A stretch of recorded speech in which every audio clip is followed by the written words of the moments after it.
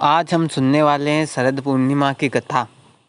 प्राचीन काल में एक नगर में एक साहूकार रहता था। उसकी दो बेटियां थीं।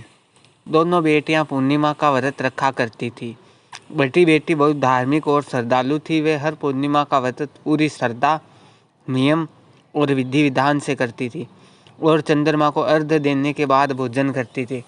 छोटी बेटी थोड़ी चंचल थी और उसका मन व्रत में पूरी तरह नहीं लगता था। वे पूर्णिमा का व्रत तो करती लेकिन उसे अधूरा छोड़ देती थी या शाम को ही जल्दी भोजन करके व्रत तोड़ लेती थी। संतान सुख दुख के समय साहूकार ने अपनी दोनों बेटियों का विवाह कर दिया।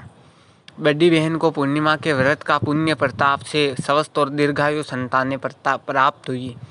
छोटी बहन को संतान प्राप्ति में दुख मिला। उसके बच्चे जन्म लेते ही मर जाते। बार बार ऐसा होने से वे बहुत दुखी और निराश रहने लगी। अपनी संतानों की मृत्यु से दुखी होकर छोटी बहन ने एक पंडित को अपनी समस्या बताई। पंडित ने उससे कहा कि यह सब तुम्हारे अधूरे व्रत के कारण हो रहा है। पंडित ने समझाया कि तुम पूर्णिमा का व्रत पूरी निष्ठा और विधि पूर्वक नहीं करती हो। तुम्हारे अधूरे व्रत के दोष के कारण ही तुम्हारी संतानें जीवित नहीं रह पाती। यदि तुम अगली शरद पूर्णिमा का व्रत पूर्ण नियम और निष्ठा के साथ करोगी तो तुम्हें अवश्य ही संतान सुख मिलेगा। छोटी बहन ने पंडित की बात को अच्छे से समझा और निश्चय किया कि वह अगली शरद पूर्णिमा का व्रत पूरे विधि विधान से करेगी। उसने श्रद्धापूर्वक व्रत किया लेकिन वह संतान का जन्म होते ही मृत्यु हो गई। छोटी बहन को बहुत दुख हुआ पर उससे पंडित की बात याद आई। उसने मृत बालक को एक पाटे पर लेटा दिया और उसे एक कपड़े से ढक दिया। फिर वे अपनी बड़ी बहन को अपने घर बुलाए और उसे स्नेहपूर्वक पाटे पर बैठने के लिए कहा। चमत्कार!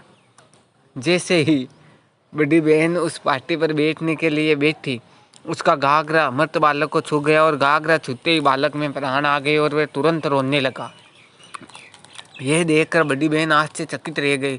तब छोटी बहन ने अपनी बड़ी बहन से कहा, कि तुम्हारे पूर्ण पूर्णिमा के व्रत के पुण्य और चंद्रमा की कृपा का ही फल है कि तुम्हारे छूने मात्र से मेरा पुत्र जीवित हो गया। उस दिन से छोटी बहन ने आजीवन पूर्णिमा का व्रत पूरे नियमों के साथ करना शुरू कर दिया।